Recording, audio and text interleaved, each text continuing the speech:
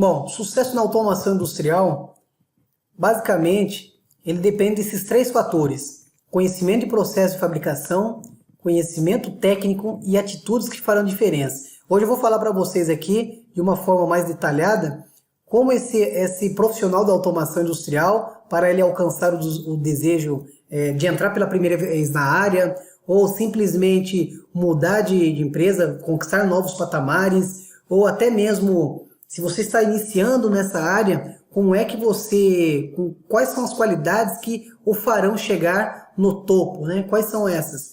Então, começando aqui com a primeira etapa aqui seria um conhecimento de processos na fabricação. Qual o conhecimento que você tem hoje, né? Você, por exemplo, isso você pode se perguntar simplesmente sabendo qual é o seu desejo de trabalho, onde você deseja trabalhar. Você deseja trabalhar numa indústria automobilística, você deseja trabalhar numa indústria de mineração, aonde você deseja trabalhar, né? Porque é lá que você deve desprender algum tempo, algum momento da sua vida, para antes de começar aí a programar PLC, alguma coisa do tipo, você deve o quê? Entender sobre os processos industriais, como que o processo automobilístico funciona, como é o processo de alumínio, como é o processo de óleo e gás, como é o processo de utilidades, né? E falando um pouquinho sobre utilidades, para quem não sabe, utilidades é a área de qualquer empresa onde trata ou gerencia os insumos de uma empresa. O que seriam os insumos? É tudo que uma empresa precisa para entrar em funcionamento. Energia? Sim, uma empresa precisa de energia para entrar em funcionamento. Água? Sim, a água precisa, tanto para consumo próprio, né, para as pessoas beberem água, ter um tratamento desse tipo, ou simplesmente essa água para usar para refrigerar as máquinas, por exemplo. Existem máquinas enormes que eu tenho que fazer uma troca de calor. Então, quem é responsável por fazer essa troca de calor ou gerenciar a energia elétrica de entrada e distribuir para todos os prédios produtivos? É a área de utilidades. Por isso que, independente de qual seja a indústria, seja ela automobilística, processo de mineração de alumínio, ou processo de extrusão de alumínio, óleo e gás, enfim, farmacêutico, de bebidas, não importa. Então, independente desse tipo, eu tenho uma área de utilidades e essa área de utilidades é responsável por gerenciar todos esses insumos. Muito bem. Então, primeiro é você ter esse conhecimento. Bom, beleza, você tem esse conhecimento, conhece o processo automobilístico, sei cada etapa, por exemplo, se é o que você deseja, conhece o processo de automobilístico, ok. Agora, o segundo passo seria ter um conhecimento técnico. Quando eu falo conhecimento técnico, eu falo em comandos elétricos. Comandos elétricos, ele está dividido em duas grandes partes. A parte de comando lógico e a parte de potência. A parte de potência é a parte que alimenta o motor elétrico, né? Ou seja, são os cabos que vão alimentar o motor elétrico. E o comando lógico é o raciocínio lógico, né? Ou seja, eu tenho que apertar um botão aqui para iniciar, eu tenho que apertar o outro botão lá embaixo para ele desligar. Eu aperto esse botão aqui, depois de 5 segundos ele liga o outro motor. Então, esse raciocínio lógico, essa parte lógica, eu chamo de comando elétrico. Dentro de comandos elétricos eu tenho botoeiras, eu tenho contatores, eu tenho os relés de proteção. Como que funciona, por exemplo, uma botoeira? O que é contato NA, o que é contato NF, o que é um contato normalmente aberto, o que é um contato normalmente fechado. Contatores. Existem contatores auxiliares de potência, qual que é a diferença deles? Então, tudo isso está dentro de comandos elétricos. Partida de motores. Indiretamente, comandos elétricos, né? A partida de motores está dentro de comandos elétricos, mas eu coloquei um outro tópico aqui à parte, né? Que deve ser considerado com uma grande relevância para quem quer aprender a parte de automação industrial. Por quê? Motores elétricos, geralmente, a sua corrente de partida ela pode chegar de 3 a 8 vezes a corrente nominal na sua partida. Isso significa o quê? Se você tem um motor elétrico que ele é de 100 amperes, significa que no momento da sua partida, ele vai chegar a 800 amperes, né? O pior caso, ok? Então imagine se você não tivesse, ou se não existisse um cuidado na partida do motor, e isso poderia, por exemplo, ter cabos totalmente enormes, né, sobredimensionados, Por quê? Porque na partida motora ele chega a 8 vezes a corrente nominal. Então é por isso que eu tenho as partidas estrela triângulo e partida compensadora. Tem o soft start também, não coloquei aqui. Mas todos esses tipos de partidas são partidas que têm o objetivo de diminuir a corrente de partida do motor, né? Pois ele é prejudicial tanto à distribuidora, à concessionária de energia, por exemplo, como para quem está dentro, os componentes internos. Esse pico de corrente é prejudicial em todos os lados, tanto financeiramente no começo do projeto. Você vai calcular lá um cabo, por exemplo, vai ter que colocar o cabo lá para 800 amperes, né? Quer dizer, é inimaginável isso. Então, para um motor que é de 100 amperes, colocar um cabo de 800 amperes só porque na partida ele chega a esse valor, então o projeto ele se torna muito, mas muito caro. Então é por isso que eu tenho aqui as partidas, né? Partida estrela triângulo, partida compensadora, soft start, para realmente diminuir a corrente de partida. Bom, depois eu tenho aqui falando um pouquinho sobre a parte de redes. Em redes industriais, ou redes normalmente, é imprescindível, né, o profissional de automação ele não saiba o protocolo TCP/IP. E o protocolo TCP/IP ele não é complexo, né? Então você basicamente tem que saber lá o range de IPs das suas classes A, B, C, D e E, por exemplo, no protocolo TCP/IP. E se você sabe esse range e você também sabe quais são os endereços IPs que existem na rede, basta você pegar um endereço que ainda não existe, não está sendo usado, configurar no seu computador para que você possa se comunicar ou esteja na mesma rede do PLC, né? Então, saber protocolo TCP/IP, endereço IP é essencial, até porque hoje a maioria das redes, né, pelo menos as que eu tenho trabalhado há muito tempo, seguem a rede Ethernet, né? Então eu tenho, por exemplo, aqui, falando em redes industriais, eu tenho Profinet e Ethernet, ambos estão, né, seguem o protocolo TCP/IP, são redes Ethernet, só que Profinet é da Siemens e Ethernet IP é da Rockwell. Tem aqui outros tipos de redes que não seguem o protocolo TCP/IP, mas DeviceNet, ControlNet e Profibus, né, são outros tipos de redes. Muito bem, você agora já sabe comandos elétricos, já sabe partidas e motores, já entendeu sobre redes, agora vamos por PLC.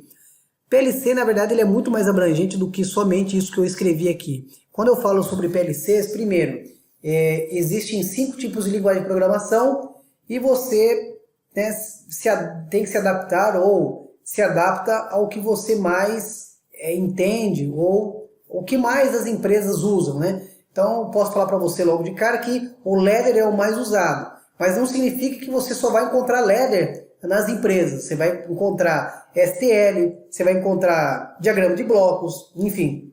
Então, primeiro é saber programar essas 5 linguagens de programação e depois saber o que é um controle discreto, um controle analógico, né? Controle discreto, geralmente para você ligar e desligar um motor, ou tudo que é on-off, né? Ou liga e desliga, então seria controle discreto. Controle analógico seria para controles de temperatura, controles de pressão, controle de nível, tudo que é analógico se move durante o tempo e ele não fica em 2 resultados, ou ele é 0 ou é 1, não. Temperatura, por exemplo, né? Então, 5 graus, 10 graus, 20 graus, 100 graus, 200 graus, 300. Então, perceba que eu tenho, em um período de tempo, eu tenho quase que infinitos resultados, né? E esse então é o controle analógico. E dentro do CLP, dentro do controle do comando lógico programável, essas variáveis elas são tratadas de formas diferentes. Então é interessante que você saiba como é que esses controles, né, como que é tratado controle discreto e analógico dentro do PLC. Muito bem. Inversores de frequência. Inversores de frequência, além de ele reduzir a corrente de partida do motor, ele ainda varia a velocidade do motor. E o mais interessante do inversor de frequência é que ele mantém o torque constante, diferente da partida de motores aqui do estrela triângulo, da partida compensadora. Porque na sua partida, por exemplo, no estrela triângulo, ele perde torque, ele não tem o mesmo torque que ele entregaria se ele estivesse em uma corrente nominal. Já nos inversores de frequência, não. existe uma curva de tal forma que, e isso é comprovado, né, até por testes, enfim, que a tensão, a frequência e a tensão, elas são proporcionais de tal forma que o torque ele se mantém constante, né? Então a curva, essa curva que faz com que o torque ele seja totalmente constante. E depois a parte de robótica. Eu falo que para o profissional de automação, que ele tem um bom conhecimento de CLP, ele também tem que ter um conhecimento sobre programação de robôs, ou pelo menos saber algumas diferenças, uma noção básica. O que eu chamo de noção básica seria a pessoa ter conhecimento do que é uma velocidade de T1 e T2, por exemplo, no robô KUKA, fazer um backup e fazer o carregamento do programa quando necessário, né? Saber o software de programação, pelo menos saber ficar online com o software de programação. Então, fazer movimentos manuais com o robô, voltar para home position, por exemplo, um robô. Então, todas essas bases, né, esse conhecimento, ele se faz necessário para o profissional de automação. Por que eu falo isso? Porque, geralmente, quando você tem uma pessoa de CLP, geralmente você tem uma pessoa também de robô. E se esse robotista, por exemplo, ele não vier naquele dia, e você precisa fazer um teste lá naquela linha, se o robô ele saiu da posição de home position, como é que você pode voltar o robô para a posição inicial para que você comece a fazer novamente os testes? Então, é um conhecimento muito válido para você que está na indústria, por exemplo, automobilística, que tem inúmeros robôs, né, na indústria automobilística. Então é importante que você tenha esse conhecimento. Não só conhecimento sobre o KUKA, mas sobre a ABB, enfim, sobre outros fabricantes aí de robôs. Eu falo que se você tem conhecimento de processo, um cara que tem muita experiência, tem conhecimento técnico sobre tudo aquilo que nós já falamos, de redes, de PLC, de comandos elétricos, de redes industriais, mas de nada vai valer esses dois aqui se você não tiver atitudes que farão a diferença. Quais são essas atitudes? Bom, primeiro, fazer um currículo bem preparado. Como eu falo fazer um currículo bem preparado, muitas pessoas, muitos dos meus alunos, pessoas que trabalham comigo, elas falam, pô, Alexandre, como que eu posso fazer um currículo bem definido que realmente vai gerar resultados, as pessoas vão me procurar e vão aí ter o meu primeiro contato. Então eu falo que o currículo é a primeira impressão que você deixa para quem vai entrevistar, né? Mas o que você basicamente tem que colocar no currículo? Bom, primeiro, se você trabalhou em 3, 4 empresas, basicamente, você vai falar qual o projeto que você trabalhou, você vai falar assim, trabalhei nessa empresa, trabalhei num projeto assim, assim, assim, assado e tal. Ok, você fala o projeto que você trabalhou, segundo, coloca o que você fazia nesse projeto, fala, trabalhei aqui, fiz a parte de programação de uma ilha de robôs que se comunicava em rede, assim, assim, assim, assado. E depois, em terceiro, você define bem quais são os hardwares que você trabalhou ou quais foram os softwares que você já teve acesso ou programou. Então, seguindo essa estrutura, com certeza o seu currículo vai dar uma boa impressão. Fazer um currículo, não aquele currículo comum, né, aquele currículo básico, mas fazer um currículo mais expressivo, que dê um impacto visual bacana. Pode ser de 2 cores, algo do tipo, mas que mostre que realmente, além de ser um currículo bem preparado, você tem as palavras exatas e persuasivas, né, para que você conquiste a pessoa do outro lado. Perfil no LinkedIn. LinkedIn, primeiro, é uma das maiores redes profissionais do mundo. Então, você ter um perfil lá se faz necessário. E além disso, além de você colocar muita coisa que você colocou no seu currículo, deve ser basicamente igual ao que você tem no seu currículo, você tem que colocar no seu LinkedIn também, né, para ter lá uma constância, uma padronização, digamos assim. Mas não esquecer de colocar as palavras-chave, porque um recrutador, quando ele vai no LinkedIn, ele vai procurar algumas pessoas, geralmente ele coloca algumas palavras-chave. Por exemplo, eu quero alguém que trabalhou em mineração, beleza? A pessoa vai lá colocar mineração, e eu quero uma pessoa que trabalhou com Siemens Step 7. Beleza, então a pessoa vai lá, Siemens Step 7. Então é necessário que você coloque essas palavras, se você trabalhou em processo de óleo e gás, trabalhou em indústria automobilística, se você trabalhou com PLC de tal marca, É importante que você coloque, demonstre, pois vão ser essas palavras que o recrutador vai te achar, né? Ele vai procurar você com essas palavras-chave.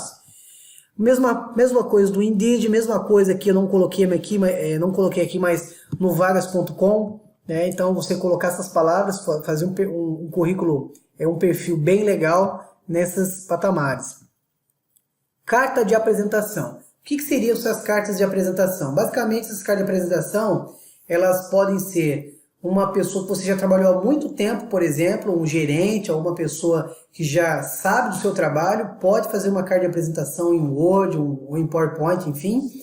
Ou você mesmo pode elaborar a sua, né? E o que seria essas cartas de apresentação? Essa carta de apresentação, ela não está focada tanto no nível técnico, até porque quando você submete seu currículo e ele te pergunta se você tem uma carta de apresentação, no seu currículo você já foi técnico, então a sua carta de apresentação vai mostrar mais as suas habilidades, né? Ou seja, a sua pessoa em si, né? Quais são as suas habilidades? Trabalho sob pressão, trabalho em conjunto com um time, você é uma pessoa engajada, comprometida, proativa, enfim, como você é, né? E você mostrar de tal forma nessa carta de apresentação que você está pronto, vai somar o time que você vai participar, o grupo que você vai trabalhar. Próxima etapa aqui, crie você a sua própria oportunidade. Quando eu falo isso, eu quero dizer que quando você faz um perfil no LinkedIn, quando você faz um perfil em qualquer rede de trabalho, que você vai buscar um trabalho, você faz esse perfil, mas não fica esperando, sentado, cochilando, tomando alguma coisa, né, comendo, para você receber uma oportunidade. Então, crie você a sua. Como que você pode criar a sua? Eu coloquei algum step aqui, algum passo a passo. Pesquise categoricamente. O que eu quero dizer com pesquise categoricamente? Basicamente, pesquisar categoricamente significa fazer uma pesquisa com o que você deseja. Bom, eu quero agora, estou preparado para ser um técnico de automação. Não, agora estou preparado para ser um programador de PLC. Ou, não, eu quero vender, trabalho, eu quero minha mão de obra, eu quero vender, então eu quero fazer uma pesquisa aqui. Quantas pessoas estariam interessadas no serviço que eu estou propondo? Ou ser um programador de automação, ou na parte de robô, enfim. Fazer essa pesquisa vai te levar a achar quem está interessado, e quando você acha várias oportunidades, fala, essa empresa aqui, né? Além de você submeter o currículo, beleza? Mas além disso, pegue o telefone dessa empresa, ligue para o pessoal do RH, tá? Não precisa ser uma coisa chata, simplesmente liga e fala, olha, eu sou Alexandre e tal, né? Eu sou fulano tal, e vi essa vaga aqui no vagas.com ou no LinkedIn e o meu perfil se adequa, né, ou se adapta exatamente ao que vocês estão esperando. Gostaria de falar que já submeti o meu currículo e estou à disposição para que, se você tiver uma oportunidade, se assim achar que eu seja uma pessoa adequada para essa vaga, estou interessado, estou pronto para uma entrevista. Então, basicamente é isso. Então, você ir atrás dela, você ligar, né? Você mandar e-mails. E quando você também mandar e-mail, além de você se candidatar para essa vaga, enviar o e-mail, mas existem técnicas e textos próprios para que você consiga chegar no resultado que você deseja. Seja uma entrevista, de ser contratado, uma ligação. Então, existem técnicas e textos apropriados para isso. O próximo saiba vender com todo o conhecimento que você tem, né? Então, o que eu quero dizer com isso mostre através de e-mails, entrevistas ou ligações que você está realmente pronto. E quando você fala isso, você fala, primeiro, que você é uma pessoa de time, você é uma pessoa por telefone. Então, todos aqueles passo a passo que eu falei aqui na preparação do currículo, no perfil, no envio de e-mails. Então, é você saber se mostrar presente, né? Ou seja, nada mais é do que você unir esses 3 itens aqui, conhecimento e processo de fabricação, conhecimento técnico, essas atitudes, para que você possa vender e realmente conseguir uma nova oportunidade, ou crescer aonde você está agora, ou simplesmente entrar nessa área. E esses dois últimos aqui eu falaria que seriam mais para aquelas pessoas que já estão dentro do seu trabalho, hoje já estão empregadas, muitas vezes já estão na área ou não estão ainda, mas que você seja proativo, que você seja uma pessoa encantadora. Quando eu falo uma pessoa encantadora, seria uma pessoa que seja, que anote as coisas, né? Porque nós somos falhos, né? Então, muitas vezes uma pessoa fala assim, cara, eu preciso que você faça isso.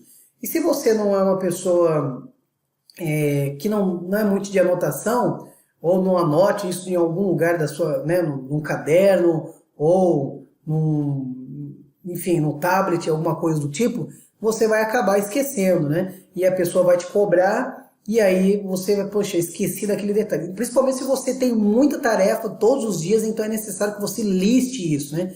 Então, isso seria já um começo de proatividade, porque você está se auto-organizando. Você não precisa que uma pessoa fale para você como você tem que se organizar. Então, se você quer ser bem-sucedido e você quer realmente fazer com que seja um sucesso aquilo que eles estão te pedindo, aquilo que eles estão te ofertando, e aquele trabalho existe, então seja proativo e seja encantador. E quando eu falo encantador, não significa, por exemplo, só se você é um cara que já tem muito conhecimento e que vai ensinar outras pessoas, né? Como eu disse, seria como eu posso te ajudar, né? Ou seja, ser uma pessoa totalmente participativa, ok? Bom, pessoal, essas eram as dicas de hoje. Espero que vocês tenham gostado. Espero que vocês compartilhem para outras pessoas também, tá? Que estão nessa mesma pegada, digamos assim, que estão querendo um novo desafio, estão querendo um novo conhecimento, estão querendo ganhar dinheiro, por exemplo. Então, esses são aqui o perfil de um profissional de automação. Se resume basicamente nesses 3 tópicos aqui: conhecimento de processos, conhecimento técnico e atitudes que vão fazer a diferença. Ok, pessoal? Então, deixe sua curtida aí, inscreva-se no canal se você ainda não é, porque toda semana estarei aí postando novos conteúdos, tanto técnicos como conteúdos aí de carreira, conteúdos inovadores, como se inovar na área de automação. Espero que vocês tenham gostado e até a próxima.